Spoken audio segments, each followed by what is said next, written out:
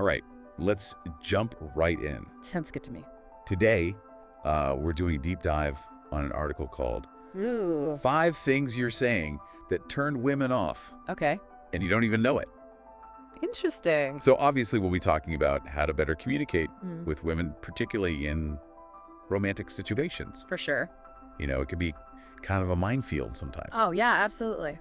So, Where do we start? well, this article starts out with a really interesting point. Okay. It says that showering a woman with generic compliments about her looks can actually backfire. You know, I've actually heard that before. Really? Yeah, I mean, think about it. If you're an attractive woman, Yeah. you've probably heard "you're so beautiful" like a million times. Yeah, that's true. It's meaningless. Yeah, like you just tune it out. Right, exactly. I could see that. It doesn't really tell her anything unique or insightful. It's more about quality over quantity. Yeah, exactly. Not just throwing out any old compliment. It's about being genuine and specific. Okay, so what's a better way to compliment someone? The article gives this great example. Okay. Instead of saying, like, "you're so gorgeous," you could say, "I love your sense of humor."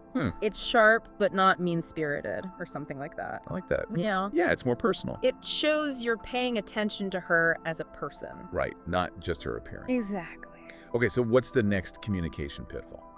Well, the article talks about apologizing unnecessarily. Like Starting a conversation by saying, yeah. "Sorry to bother you. Oh, I yeah. hope I'm not interrupting." I've totally done that. Yeah, me too. But why is that bad? It kind of undermines your confidence. Makes you seem less sure of yourself. Like you're not worthy of her time. Right, and you don't want to project that kind of energy. So what should we say instead? Just be direct and confident. Oh, You could say something like, Yeah. "Hey, I was thinking about what you said earlier. It really got me curious about whatever you want to ask." I see. You're still being polite, but in a more confident way. Right. You're not putting yourself down. Exactly. I like it. Okay, so the next one is something I think a lot of guys do. What's that? Making really bland conversation starters and then expecting the woman to carry the conversation. Oh, yeah, the dreaded hey text. Ugh, yeah, exactly. I hate getting those. It puts so much pressure on the other person. Yeah, like, okay, entertain me. Right. And it just shows a lack of effort. So how can we be more engaging? Try asking a question that shows you're actually interested. Okay, give me an example. Instead of just, "Hey," you could say, Yeah. "I was just admiring your tattoo. What's the story behind it?" Oh, that's good. Or, "You look like someone who appreciates good coffee. Okay, What's your go-to order?" I like that. You know, something to get the conversation flowing. It shows you've actually put some thought into it. Exactly. You're not just trying to get her attention. Right, you're actually interested in getting to know her. That's the key. Okay, so what's the next communication trap we should avoid? This one's a little surprising. Oh, It's about being too agreeable. really? You mean like being too nice? Well, kind of. I always thought being positive is a good thing. It is, but there's a balance. Okay. If you're constantly saying, "That's amazing," or "Wow, you're so cool," to everything she says, it can start to seem insincere. Oh, I see. Like you're just trying too hard to impress her. So you're saying a little bit of pushback can be good. Exactly. It creates a more dynamic interaction. So instead of just agreeing with everything. You can playfully tease her or ask a follow-up question. Okay, give me an example. Let's say she says she loves cooking. Uh-huh. Instead of just saying, "That's awesome," you could say, Yeah. "Okay, what's the best dish you've ever made? And what's the biggest kitchen disaster you've ever had?" Ah, I like that. It keeps the conversation going and shows you're listening. And you're not just blindly agreeing with everything. Right, you're actually engaging with her. Okay, that makes sense. All right, ready for the last one? Yeah, hit me with it. This one's all about confidence. Okay. And it has to do with how you ask someone out or ask for their number. Okay. The article says that using hesitant phrasing can make you seem less attractive. What do you mean by hesitant phrasing? Like saying things like, Yeah. "Would you maybe want to grab coffee sometime?" Oh, yeah. Or, "Is it okay if I get your number?" I've definitely said those things. It makes you sound unsure of yourself. Like you don't think she'll say yes? Right, you want to project confidence? So how do we do that? Use more direct and assertive language. Give me an example. Instead of asking, "Can I get your number?" you could say, "Let's exchange numbers. I'd love to hear more about Yeah. whatever you were talking about." I see. Or instead of, "Would you want to go out sometime?" How? Okay. I'm really enjoying this conversation. We should continue it over dinner sometime this week. Okay. What's your schedule like? Wow, that's a lot more confident. It shows you're not afraid to take the lead. Right. You're assuming she's interested. And that can be really attractive. I can see that. So those are the 5 things the article talks about. Wow. We covered a lot of ground. We did. We talked about genuine compliments, confident conversation starters, avoiding excessive approval, and asking someone out with certainty. All important stuff. There's a lot to remember. Yeah, but I think the main takeaway is just be authentic and confident. And respectful. Yes, of course. Okay. So that's it for part 1 of our deep dive. Yeah, we'll pick up where we left off next time. Can't wait to dive deeper. It's going to be good. See you then. Welcome back. Okay, so... We're continuing our deep dive into 5 things you're saying that turn women off. Right. We've already uncovered some interesting stuff. Yeah, we have. About how to better communicate with women. Definitely. Especially in romantic situations. Especially in those situations, yeah. So where do we go from here? Well, I think in this part, we can dig a little deeper into the psychology behind why some things are attractive and others are turnoffs. Makes sense. We talked about confidence before. Yeah, that's a big one. But what does that actually mean? Good question. Like, what does confidence look like? Yeah, it's not just about being cocky. Right, exactly. So what is it? It's about being comfortable with yourself. Okay. Knowing your worth. Yeah, like you don't need constant validation. Exactly. You're not seeking approval from everyone. You're secure in who you are. And that's really attractive. It is. It shows you're not needy. Right, you're not clingy. Okay, so how does that translate into how we interact with women?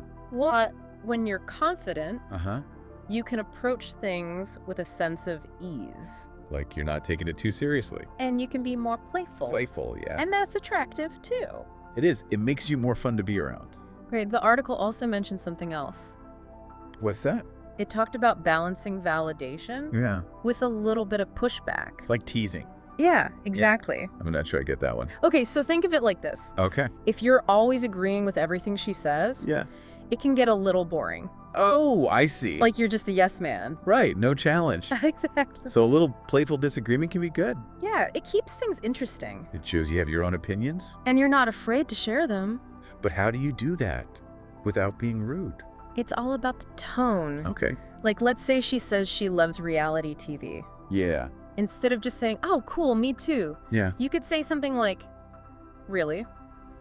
You're not worried that watching too much reality TV will make you start talking in confessionals. Uh-huh. I like that. It's lighthearted and playful. And it shows you're paying attention. Exactly. You're not just passively listening. Okay, let's talk about nonverbal communication again. Body language. Yeah, all that stuff. It's so important. It really is. Like, you could say all the right things. Yeah. But if your body language is off... it sends the wrong message. Exactly. The article talked about things like slowing down your speech. Yeah. Making eye contact. Keeping your posture open. All those things project confidence. It's like you're saying, I'm comfortable here. I'm not afraid to take up space. And that can be really attractive. It can, definitely. Okay, so what about mirroring? Oh, that's an interesting one. I've heard of that. It's basically when you subtly mimic the other person's body language. Oh, like if she leans in, I lean in? Exactly. Or if she smiles, you smile. Nice. It creates a sense of connection. Like you're on the same wavelength. Right. It can make the interaction feel more comfortable. I'll have to try that out. Yeah, it's a good one. Are there any nonverbal cues that are like red flags? Oh, yeah. Definitely. Okay. Fidgeting? Yeah. Avoiding eye contact? Okay. Turning your body away? I see. Those are all signs of disinterest? Or discomfort. Right? So pay attention to those cues. Yeah, it's like reading the signs. Okay, the last thing I want to talk about. Okay, what's this? Is detaching from the outcome. What does that even mean? It's about not being so focused on getting a specific result. Like you're not desperate for her to, like, you're just enjoying the interaction. Right, you're not putting pressure on yourself. Or on her. And that can be really liberating. I can see that. Because when you're not so worried about the outcome, you can just relax and be yourself. And that's when you're most attractive. Exactly. Because you're not trying to be someone you're not. You're just being genuine. And that's what people are drawn to. I like that. It's about letting go of expectations. Yeah, just being present in the moment. And seeing what happens. It's a good mindset to have. So we've talked about confidence, playful teasing, nonverbal cues, detaching from the outcome. Wow, this has been really eye-opening. Yeah, we've covered a lot. So what's next? Well, in the final part, Okay. we're going to tie all of this together Okay. and talk about how these insights Yeah. can be applied to all areas of our lives. Not just romantic relationships. Exactly. This is going to be good. I think so. See you there. Okay, so we're back for the final part of our deep dive into this article. 5 things you're saying that turn women off. You know, it's funny. Yeah. We started out talking about things that turn women off, Mm-hmm. but it's really become more about Yeah. just being a better communicator in general. Right, like these are skills anyone can use. Exactly, regardless of gender or who you're talking to. So let's recap what we've learned so far. Okay, shoot. We talked about how generic compliments aren't that effective. Right, it's about being genuine and specific. And we talked about how apologizing too much can make you seem less confident. Yeah, it undermines your credibility. And then there's the importance of engaging conversation starters. You want to make the other person feel seen and heard. And we talked about how seeking constant validation can backfire. A little playful teasing can be good. Yeah, it keeps things interesting. We also talked about nonverbal communication. Body language and all that. It can really make or break an interaction. And then there's the idea of detaching from the outcome. That one's a bit more philosophical. But it's about not being so focused on getting a specific result. And just enjoying the process. About being present in the moment. Exactly. And finally, we talked about vulnerability.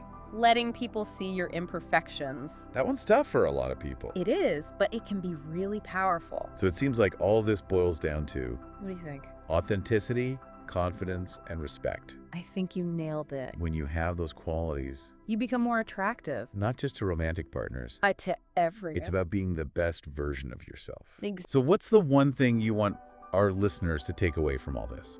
Good question. Yeah. I think it's this. True attraction Yeah. isn't about tricks or manipulation. Okay. It's about being genuine being yourself. and trusting Yeah. that Yeah. the right people will be drawn to that. I love that. When you're comfortable in your own skin, Uh-huh. it gives other people permission to do the same. It creates a space for genuine connection. And that's what it's all about. This has been such a great conversation. I agree. I've learned so much. Me too. I hope our listeners are feeling inspired. Yeah, go out there and be your best selves. Thanks for joining us for this deep dive. It's been a pleasure. We'll see you next time.